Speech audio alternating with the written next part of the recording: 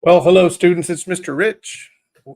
Welcome to, we're going to do AP Precalc. I'm going to help get you ready for the AP exam, which was really just a little more than 1 week away. So I'm going to go ahead and share my screen and we will get right to it.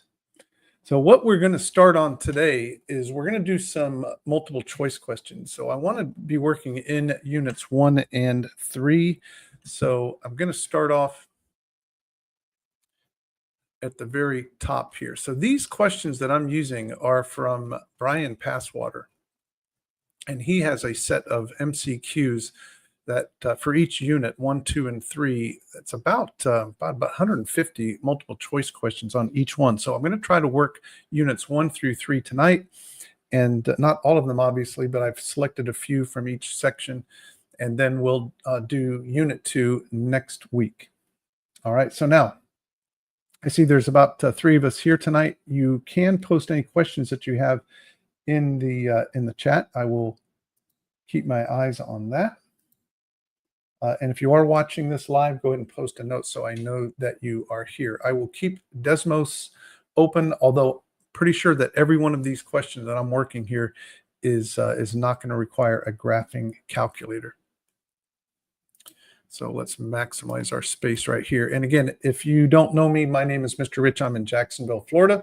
I was a high school math teacher at Stanton College Prep teaching AP Calc and AP Stats. And right now, I am a full-time math coach here in Jacksonville, and I coach all high school math levels, do a lot of AP Pre-Calc tutoring, and also do ACT and SAT math prep. All right, let's dive right in to the Unit 1 questions.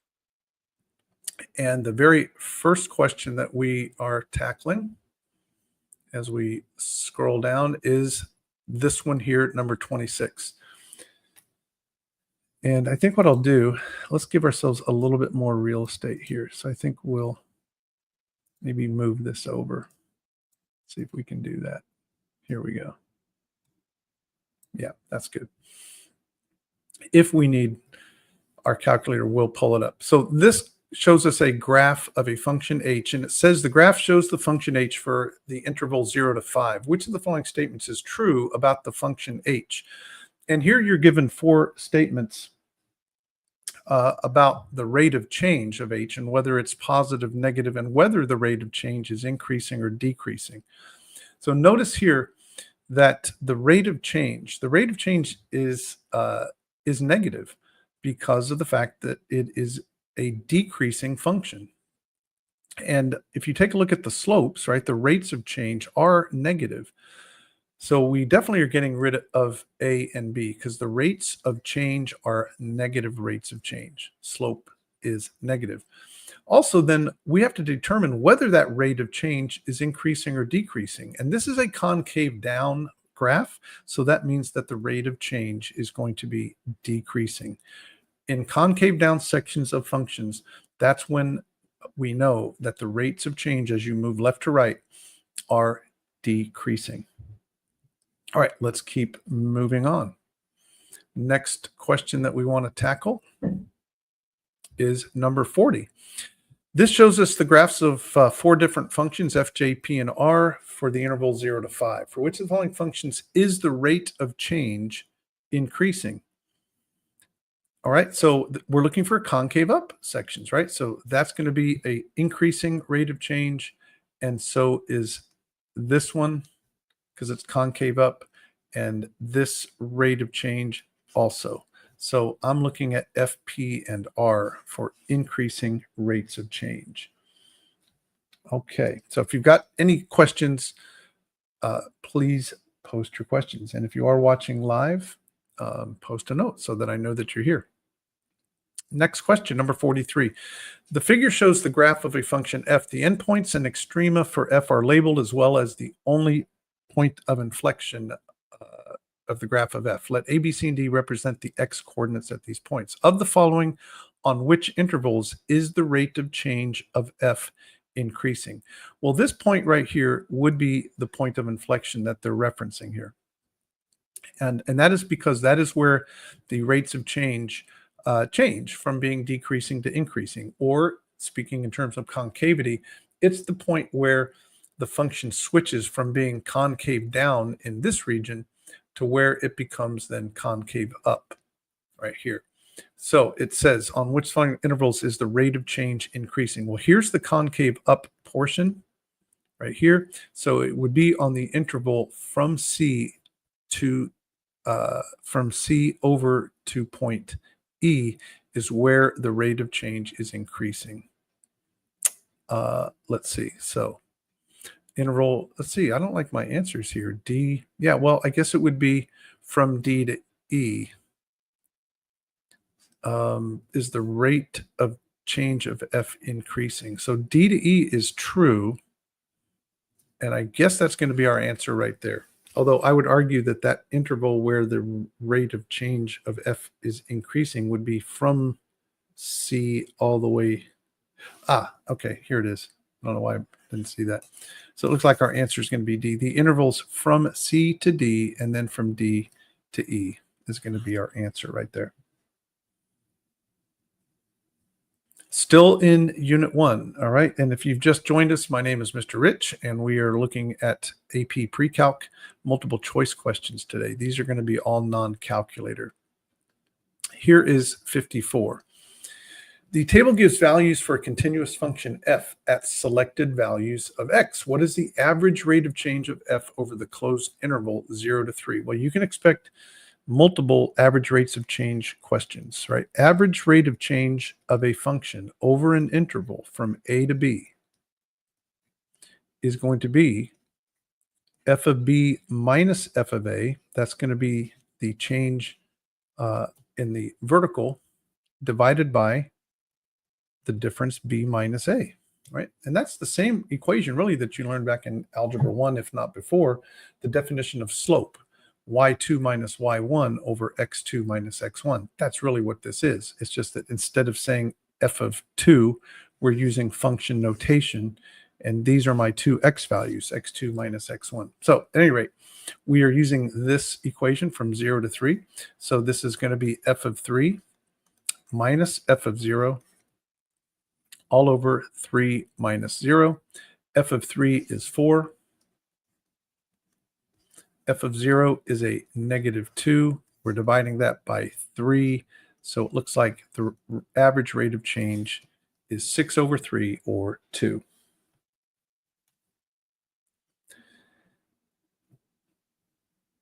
(56). We have a piecewise function. It says, what is the average rate of change of g over the closed interval negative 2 to 4?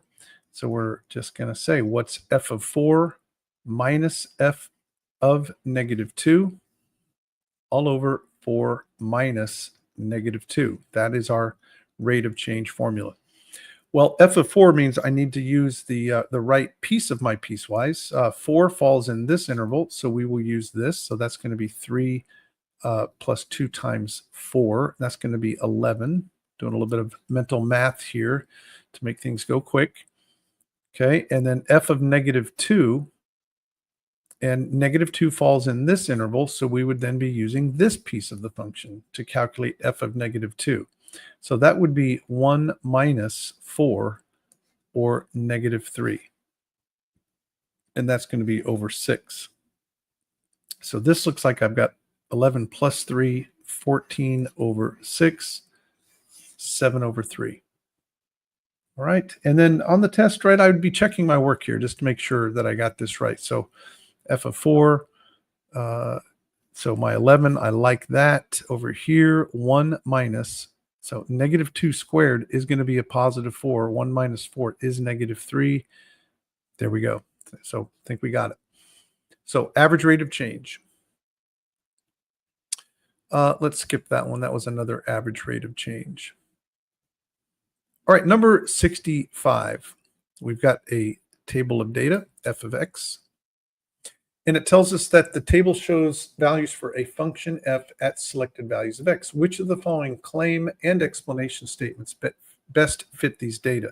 Well, the first thing I'm going to do is I'm going to compare the answer choices to see what it is I'm really trying to determine right off the bat. So it looks like I have to determine between concave up and concave down, and then choose the right reason.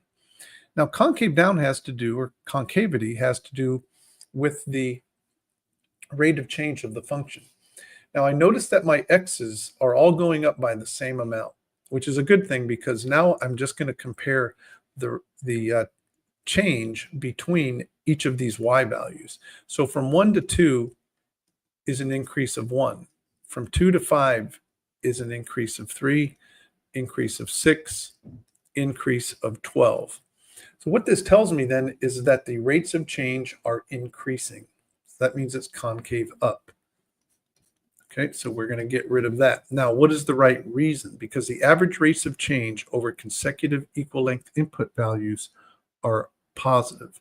Well, it's not that the rates of change are positive, it's that they're going up, right? These rates of change are going up. Because the x values are all going up by the same amount, and a change from 1 to 3 means that it is an increase in the rate of change. So I don't need to be dividing by the interval from 5 to 10. I can just make a comparison of the increases. So yeah, so it's going to be because they are increasing. Answer B. Next, 67. Table shows values for a function g at selected values of x. Which of the following claim and explanation statements fit this data? Well, here they need me to choose between linear functions, and whether it's a linear or a quadratic. First thing I notice is my x's are all going up by a constant amount, which means I can just focus on my y values. I'm going to look at the amount of the increase as I'm going here. So this is a decrease in 2. This is a decrease, it's an increase in 1. That's an increase in 4, and it's an increase in 7. So it's definitely not linear, because if my x's are changing by the same amount, my y's would be changing at the same amount if the function was linear. So we can get rid of A and B and then focus on what the right reason is for it being quadratic. Now, the way that we confirm that it is quadratic is we are going to look at the rates of change of these changes right here. So this right here from -2 to 1 is an increase in 3. From 1 to 4, increase in 3. From 4 to 7, increase in 3. So when my second level differences here are constant, then that tells me it's going to be a second degree polynomial or a quadratic. So look at my reasons. Because the rates of change are the rates of change over consecutive equal length input values is constant. Well, these were my rates of change. They weren't constant. What was constant was the average rates of change over consecutive interval is constant, because the rates of change, the rate of change, the change in the average, right? So we're talking right here, it's the change in the average rates of change. These are the changes in the average rates of change. Okay, so we are going to go with D as our answer. Moving forward through Unit 1, we are doing Unit 1 multiple choice AP Precalc, number 72. The graph of the polynomial function f is concave up on the interval 0 to 10. Which of the following could be a table of values containing points on the function of f? Well, I'm looking for rates of change to be increasing. So we'll just have to tackle these. This doesn't look like it's going to be it, because my increase is 3. Yeah, that's a linear function, which linear functions are not concave up. All right, what is going on here? That is a decrease in 1. That is a decrease in 3. Okay, that would be concave down. That's a decrease in 10. That's a decrease in 5. Decrease by 3 and a decrease by 1. That looks like my rates of change are increasing, right? Don't let the fact that these are negative fool you. That what's happening here is the rates of change are going up. To become less negative means to increase. Over here, 10, 5, 16 to 19 is an increase in 3, increase in 1. Here the rates of change are going down, right? So this is going to be this is decreasing, but at an increasing rate. What does that look like? Concave, it's decreasing, but at an increasing rate. It would be looking something like this. That's what that would be. Okay, so that's going to be our answer. This is the only function of the four where the rates of change are going up and not down.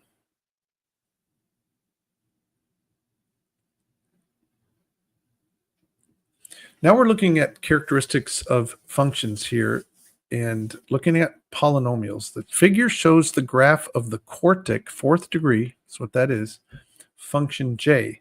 How many points of inflection does the graph of j have? Well, points of inflection would be about halfway between our relative min and max, and then halfway between that relative max and min, right? Because that's going to be where the concavity changes. You can tell that it's concave up, concave down, concave up. We've got 2 points of inflection. It's as simple as that. 81. Figure shown is the graph of a polynomial function f, which the following could be an expression for this function. Well, before I even look at my answer choices, this is what a third-degree polynomial looks like with a negative leading coefficient, because it's going up to the left, down to the right. So therefore, I'm going to get rid of C and D. And then I'm going to look at these. So it has the right zeros, perhaps, because it has a 0 over here, probably looking at my answer choices. That would be a 0 at -4. That would be a 0 at 2. But I need to choose the one that would have a multiplicity of 2 at the x plus 4 factor, because what causes this to bounce right here and to behave like a quadratic at -4 would be if I had a square on that particular factor. So that's what we learned. Actually, we covered this back in algebra 2, right? So if you have x plus 4 squared, you know that at the x-intercept of -4, the function is going to touch and then turn or bounce off of the x-axis right there.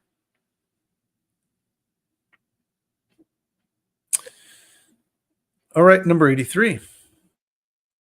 This looks like maybe a fourth degree polynomial with also a negative leading coefficient, because it is going down in both directions here.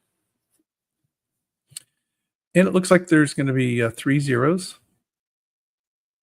And it should bounce, right? Or I should have a multiplicity of 2 at x. So I'm liking, I'm going to get rid of D because the leading coefficient is positive.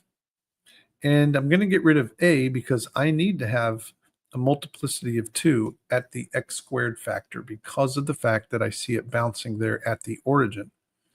All right, now what would this be? This would be, what is the difference here between, we're taking a look at the difference here. Well, which one could it be? A -2, +4. This one looks like it's further out, so I'm assuming that that is 4, and that's -2. So I would need to have an x plus 2 and x minus 4, just looking at the relative differences here from the y-axis out there.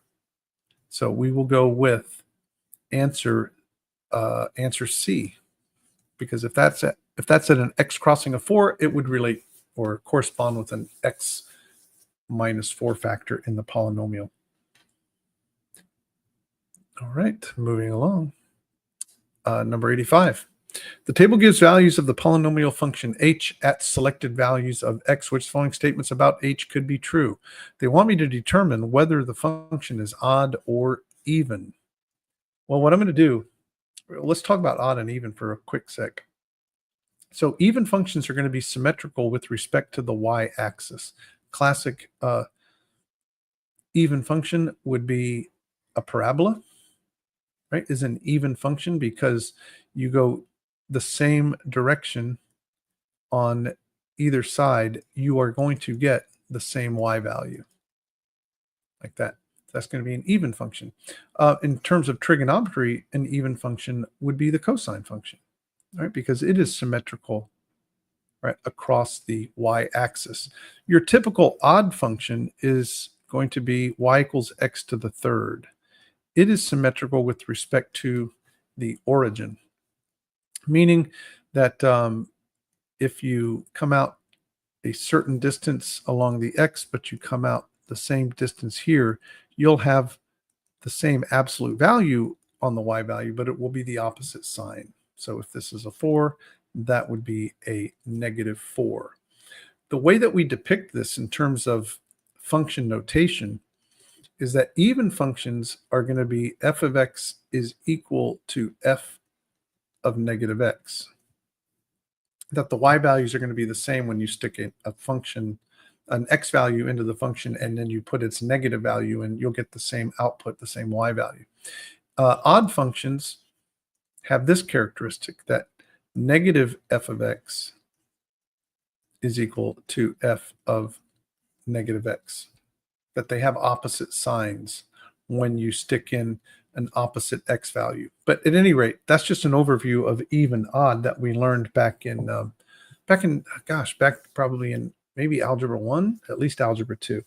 All right, so my name is Mr. Rich. If you're just joining us, we are doing AP Precalc multiple choice questions, and tonight I'm covering units 1 and then unit 3. We are right now in unit 1, probably about to wrap it up and then move into unit 3.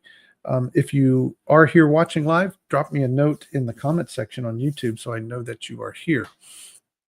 All right, so I haven't finished 85. I was just explaining the difference between even and odd, but this is telling us, or we have to decide whether this function is even or odd. So what I'm going to do is I'm going to look at x equals -5 and x equals 5. And what I notice is that I have the same y value. So this is going to be an even function based on that. So I can get rid of A and B as my possible answer choices. Then they want me to make a decision as to what h of -4 would be. Well, if h of 4 is 7 and it's an even function, that would mean that h of -4 would also have to be 7. So D is going to be our answer right there. Moving on, 89. Here we have a polynomial function, and it wants to know where or what are the intervals over which the function will be positive, greater than 0. So what I'm going to do is I'm going to use my knowledge of end behavior of polynomials. When I look at this polynomial, I know that it is a 5th degree polynomial. If you were to expand this all the way out, you'd have x squared times x squared times x. That would be x to the 5th. And it has a positive leading coefficient. Now, what does that tell me? That tells me that the end behaviors of this function are up to the right and down to the left. I also know the zeros. I have a 0 at 0 because of the x squared. I have a 0 at 1 because of x minus 1. And I have a 0 at 4. Because of the multiplicities, though, I know that it's going to bounce off the x-axis at 0, and it's also going to bounce at 4.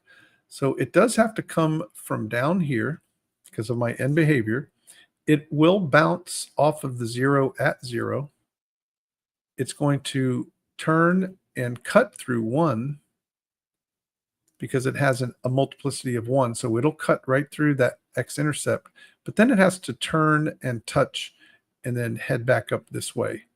And that confirms my end behavior right there. But now I know the intervals over which the function is positive, which means above the x-axis. That's going to be from 1 to 4, and then from 4 to infinity. Oh, I'm looking at the wrong answer choices. These are our answer choices here. I'm looking at the answer choices for 90. 1 to 4, union 4 to infinity. A is going to be our answer there. All right, let's keep going. We're going to keep moving through unit 1, 94. Given that f of x equals x squared minus 3x and g of x is 3x minus 9, what are all intervals for which f of x is greater than g of x? Okay, well, let's do this. What I'm going to do here, students, is I'm going to create the following inequality. F of x minus g of x, when is that greater than 0?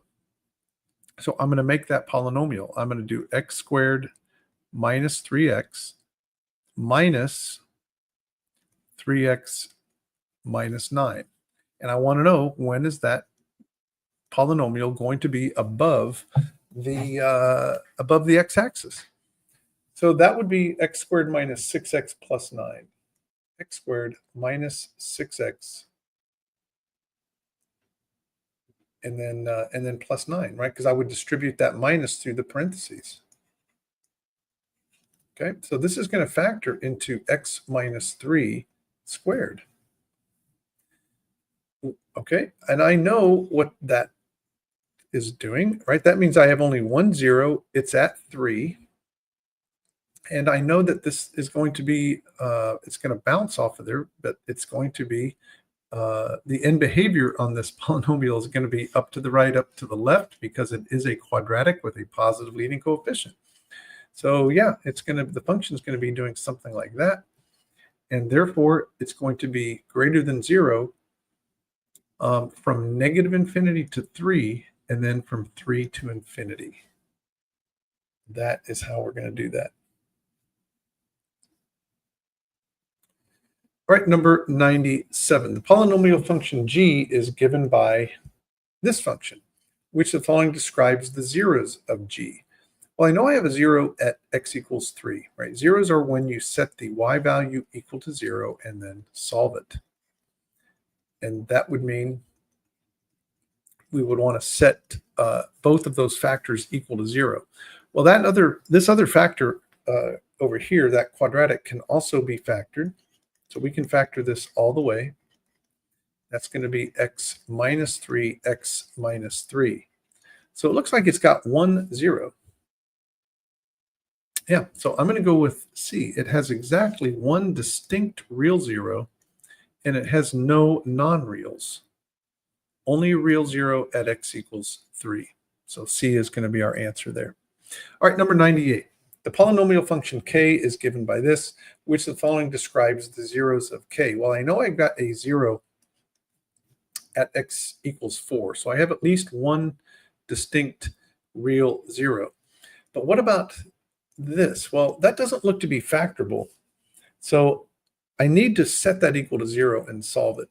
And actually, I don't really want to solve it. I just want to know, when I do set that factor of k of x equal to 0, how many solutions are there going to be, and what type are they? That makes it a discriminant question. So what I'm going to do is calculate the discriminant for this. B squared minus 4ac. B squared is going to be 4 minus 4 times 1 times 7. That is a negative number. It's less than 0. So you know that, or should know that, when the discriminant is negative, there are no real solutions. There are 2 non-reals. So I have one real solution, and this gives me 2 non-real zeros. So I have exactly one distinct real 0, x equals 4, and 2 non-real zeros. D ends up being our answer there. And we continue. And I think that is the end. I think we've reached the end of Unit 2. Yeah. And now let's switch over to Unit 3 and go back up to the top here. That works out about right. So we're about halfway through. And let's work these problems. I think this will be helpful, right? A lot of students that I work with struggle with Unit 3. It all comes down to not just knowing the unit circle, but like fully understanding it. And at least on the more challenging problems, you've got to really understand what the unit circle is telling you and what it means and where all those numbers come from. Okay, first, this says the graph of f is periodic with a period of 8. Values of f are shown at selected values of x.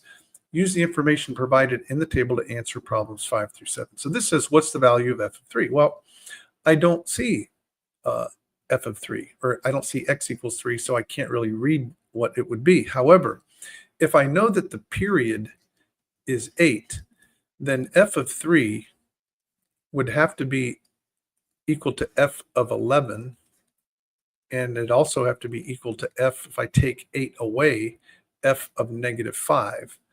And I don't have f of 11, but I do have f of negative 5. It is equal to negative 11. So there's going to be my answer right there. That just is one of the things we know about periodic functions, is that if you go from one point on the graph and you go one period away, you should be at the same y value, because it will repeat itself every period, right? So that's what we're doing there. The value of f of negative 4. Well, I'm going to go to the right by 8. That would put me at f of 4. I don't see that. I could go another period, right? F of negative 4 would be equal to f of 4, which would be equal to f of 12 by going another period out. There it is, negative 6. That's my answer. Just testing you on whether you understand periodic functions. Very common kind of question here. Also, this is designed to see if you really do fully understand what the unit circle is all about. Well, here, the circle that we're looking at is not a unit circle. It's a circle with radius of 8 because of this point that I'm looking at on the x-axis. And it says that we've got a circle centered at the origin with a measure angle theta in standard position. The terminal ray of the angle intersects at point R, and point S also lies on the circle. The coordinates of R are negative xy. Coordinates of S are xy. Which following is true about the cosine of theta? Well, one thing we know about cosine of this angle, it is going to be the x coordinate over here. If this coordinate is going to be negative x right here, that x coordinate, this is negative x, and the radius is 8, then that means that the cosine of that angle has to be the x coordinate, negative x, divided by the radius of the circle. So it does end up being negative x over 8. So it's going to be this one. Now, they didn't really require us to really make a determination about the reasoning, but let's look at the reason here. Because it is the ratio of the horizontal displacement of R from the y-axis.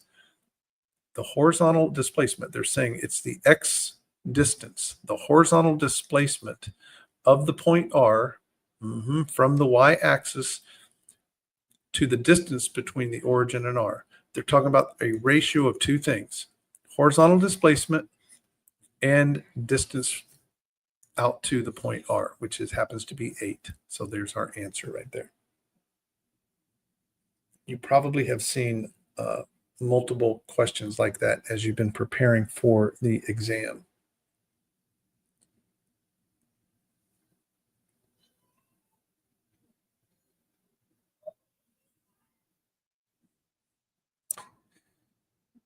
Number 19. The figure here shows, all right, let's see. Let me hold on just a second.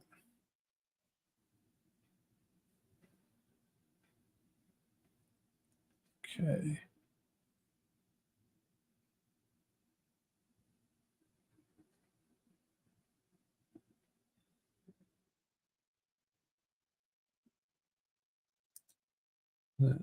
All right, let's make sure that we've got all of this set up here. Okay, yeah, we're good to go.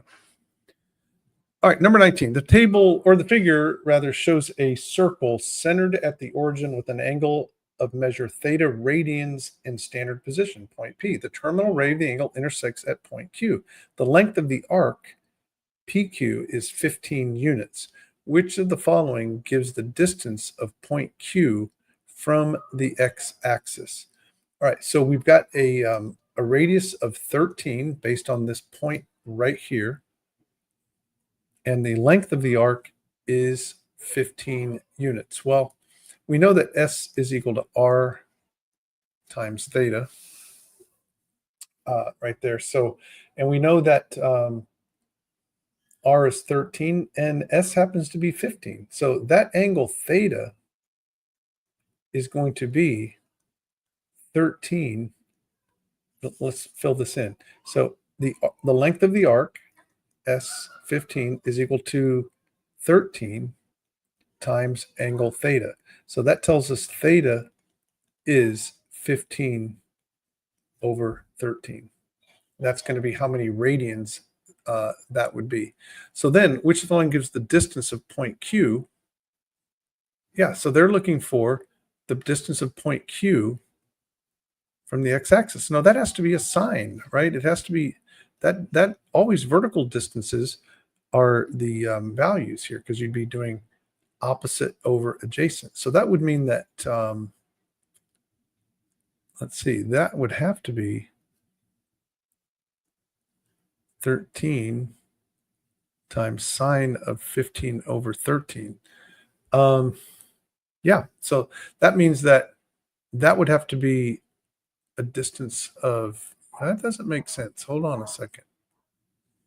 Sine of 15, if that's theta, 15 over 13. This one has me a little bit perplexed. This would be, which one gives the distance? Well, it's definitely going to be a 13. It has to be a sine. So I'm going to go with this one right here. But that would be opposite over hypotenuse. Sine. No. Never mind. I'm totally off base here. That 13 had me a little bit confused. Theta is 15 over 13, so it's 13.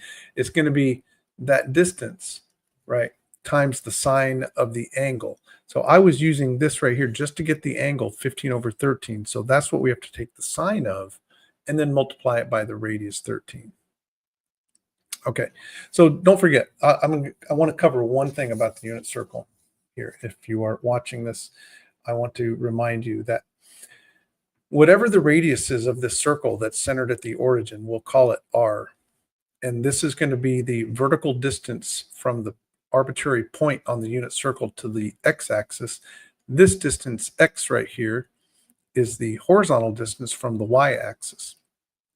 So we know, right, that cosine is the adjacent, it's the ratio of the adjacent length of a right triangle divided by the hypotenuse. So it's x over r. So therefore, we know that x is going to be equal to r times the cosine of the angle.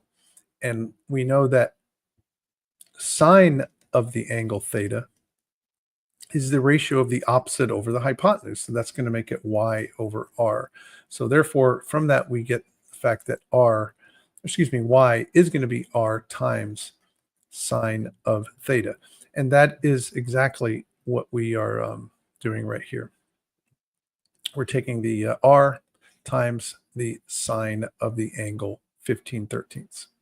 Okay, and then there was this other thing at the very beginning, I think, of Unit 3, where we said that the arc length in a circle is equal to the radius of the circle times theta, so long as the theta is in radians. Okay, so that really corresponds to these guys over here too. Let's keep moving. Number 24. Here we are solving some trigonometric equations. This says the function g is given by this. What are all values of theta over the interval 0 to 2 pi where the function is equal to root 2? So they want us to solve this for theta. Pretty simple equation, setting it equal to root 2. And then we are going to divide by 2.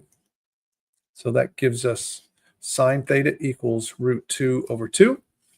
And then we're just going to the unit circle and we're saying, okay, for what angle does sine equal root 2 over 2? This is going to be in the first and second quadrants. And you should know that that is the angles pi over 4. And the other one over in the second quadrant that's in the middle of the quadrant would be 3 pi over 4.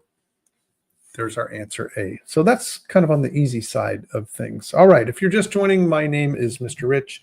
We got about 15 minutes left in this live stream, and what I'm doing is doing multiple choice questions in preparation for the AP Precalc exam that's in just a little over a week, which is going to be on Tuesday, May 13th, if I have that date right. And we are working through multiple choice questions in Unit 3. Number 27. The figure shows the graph of a sinusoidal function f. Which of the following values is the period of f? Well, there's two ways to measure period. I could go from peak to peak, or down here from valley to valley, relative min to relative min. That doesn't look like the best one at all here. What I'm going to do is go from midline to the second midline right there. I'm going to skip this one and go. So from midline to the second midline in a row, I'm going to get my period. That's going to be pi right there.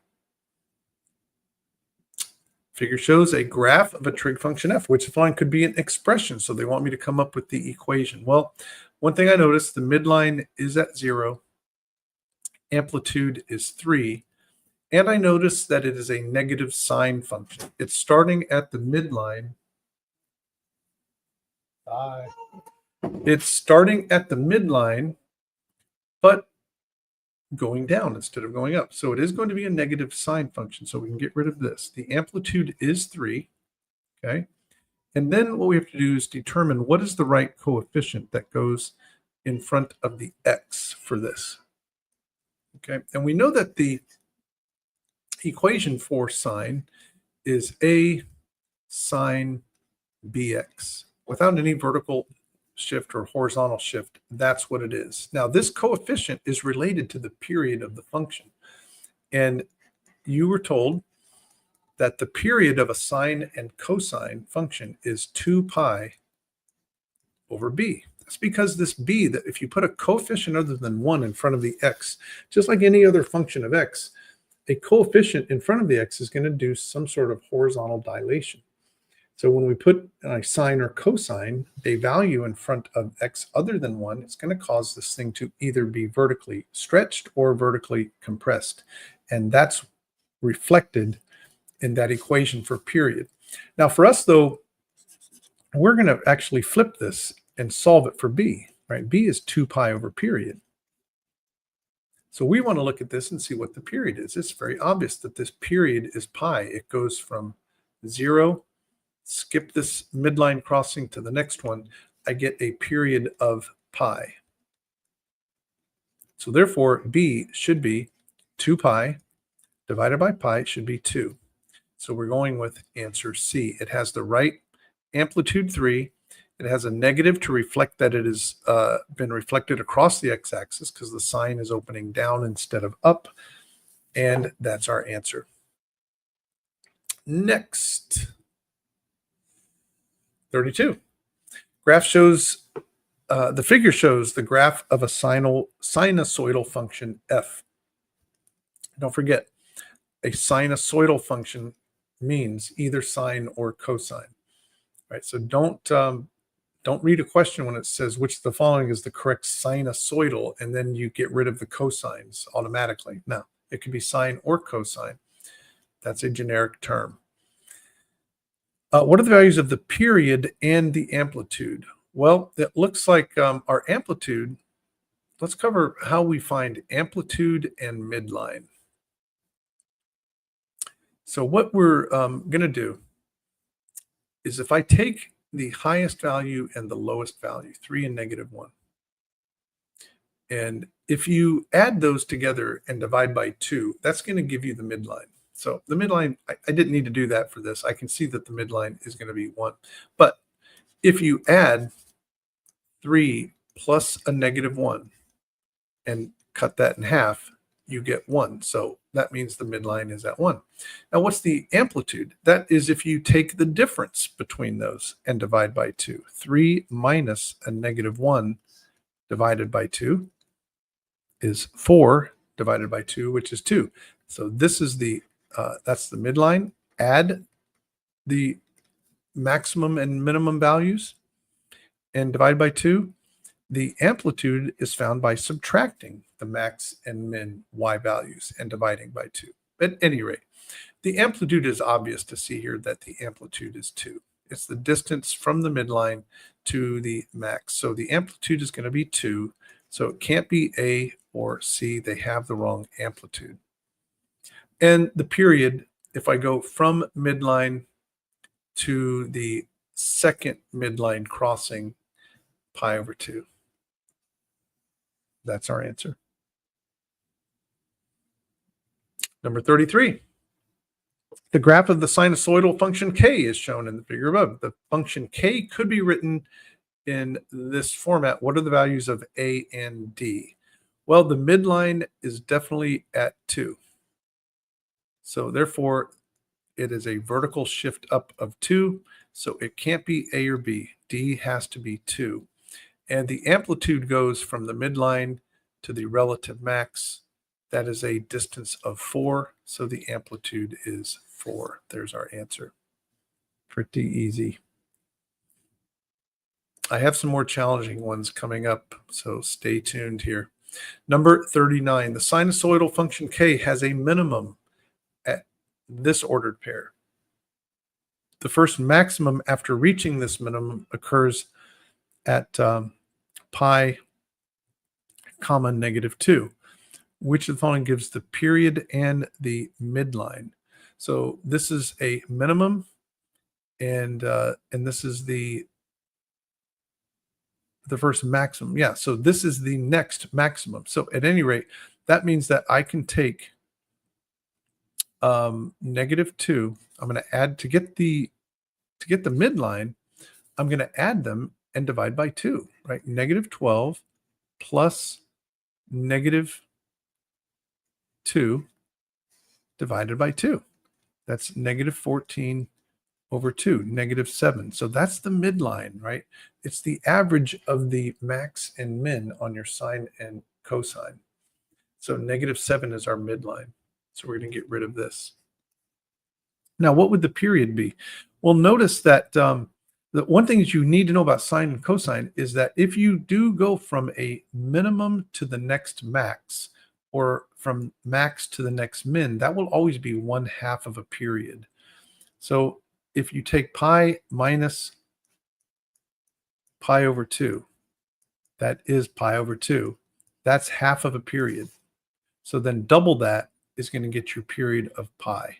So that's going to be C. So don't think that's the period, because remember, you can draw a picture out if you're not sure, right? If you take a look at what a sine function looks like, if you go from a relative max to a relative min, that's covering exactly 1/2 of the period there. So when you subtract those two x values, double it, and you'll have your period.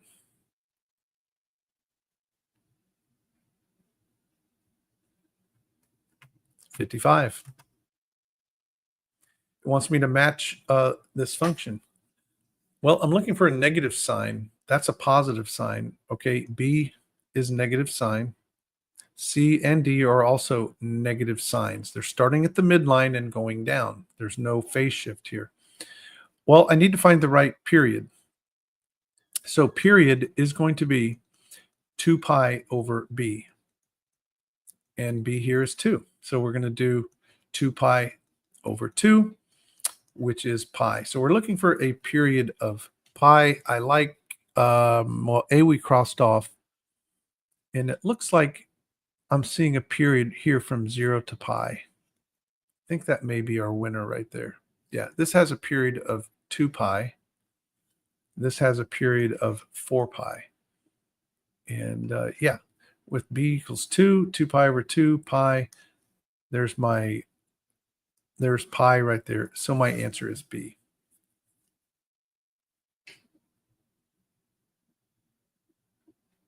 $58. Let h be the function h of x equals sine x. The period of function k is twice the period of function h, and the graph of k is a horizontal translation by negative pi units, which the following defines k in terms of h. All right, how would I double the period? Well, period is 2 pi over b. So if I want to double the period, I would want b to be 1/2. So I'm going to get rid of this. Right? This is going to, remember, when you stick a coefficient in front of the x, if you put a 1/2 coefficient, that is going to be a vertical stretch. It's the opposite of what you think about in terms of vertical dilations, that when the coefficient that you put in front of your function is more than 1, that's a vertical stretch. But when it's less than 1, it is a vertical compression. It's the opposite when you're talking about the horizontal direction. So if I want to take the sine or cosine and make the period longer, that is, do a horizontal stretch, then what I'm going to do is I'm going to have to put in a 1/2 right there. Okay, and if I want to go minus pi, I have to do x plus pi, but I have to put the horizontal shift or horizontal translation. I have to put that in parentheses like that. So it has to be answer D. That's going to be the right horizontal dilation to achieve a doubling of the period. And also it's going to give me the right shift of minus pi. 63. The function f is defined by this. So this is our full standard form for a cosine. In the xy plane, the points pi over 6 and 2 pi over 2 represent a maximum value and minimum value, respectively, on the graph of f. What are the values for b and d? All right, so we got to figure out what the period is so we can get b, and then we have to also figure out what the vertical shift is, so that which is also the midline. Well, what I'm going to do is I'm going to take the 2 and the 6, right? If I want to get the amount of vertical shift, which is also the midline, what I'm going to do is I'm going to add the min and max value and divide by 2. So I'm going to take 6 plus 2 divided by 2. It's 4. So the midline, or D value out here, or vertical shift, it has to be a positive 4. So we'll get rid of A and B. What we're also going to do is realize, as we saw in one of the previous problems, if these are consecutive mins and maxes, then I'm going to subtract 2 pi minus pi, which obviously is pi, and I know that that is 1/2 of a period. To go from a min to a max is half of a period. So that means that the period is going to be 2 pi. Yeah. So the period is 2 pi. But I don't want to be fooled into picking that answer, because it's not asking me for the period. It's asking me for that coefficient. That coefficient b is 2 pi over the period. It's 1, 2 pi over 2 pi. There's my answer right there. All right, if you're just joining me, we've got about, just 2 minutes left. And I'm doing Unit 3 multiple choice questions for the AP Precalc exam, which is just a little more than a week away. And we've got time maybe for one more question. And let's make it a good one.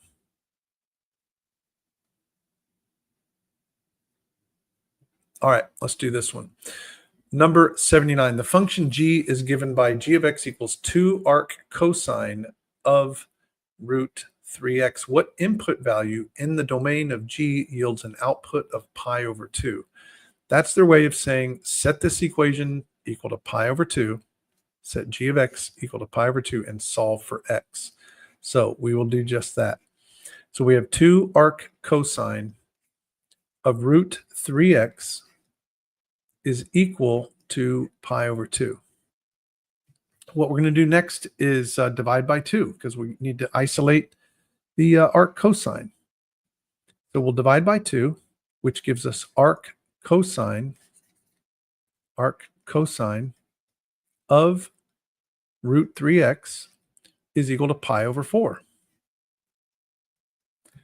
Then we're going to take the cosine on both sides. So what I'm going to do is say, let's take the cosine of both sides. When I take the cosine of arc cosine, it's going to leave me the argument root 3x. Over here, I will have cosine of pi over 4. Well, I think you see where this is going. Cosine of pi over 4 is root 2 over 2. And I now need to solve for x. So I will square both sides to get rid of this radical. That's going to give me 3x. Squaring root 2 is 2. Squaring 2 is 4. And then that gives me obviously 1/2. And then I would divide by 3. So x is 1/6. That's going to be my answer right there. Well, students, that's all we have time for tonight. And what I am going to do is next Sunday at 7 o'clock, I'm going to be back for another AP Precalc live stream, and I'm going to do more multiple choice questions. I will finish up the ones here in Unit 3, and then we're going to transition over to Unit 2.